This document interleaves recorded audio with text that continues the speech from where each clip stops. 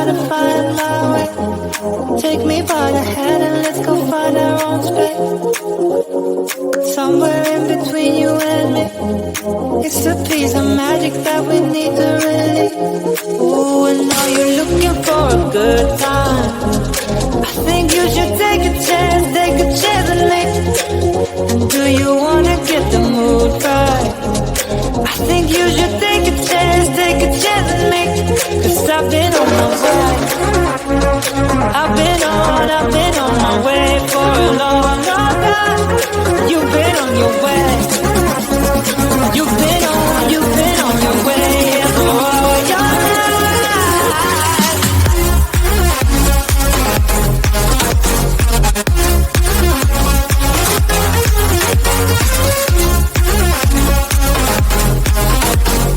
Take a chance,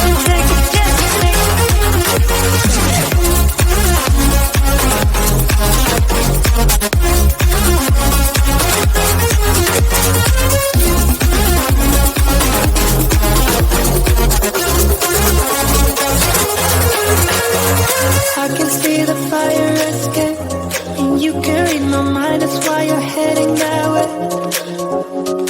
Nothing will ever be the same. Before there wasn't you, I don't remember a day. Oh, and now you're looking for a good time. I think you should take a chance and make. And do you wanna get the mood right?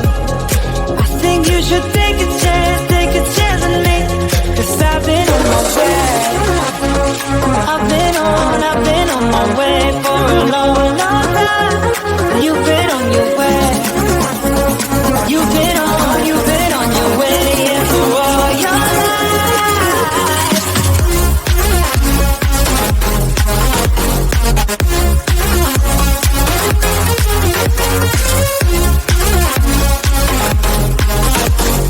Take a chance,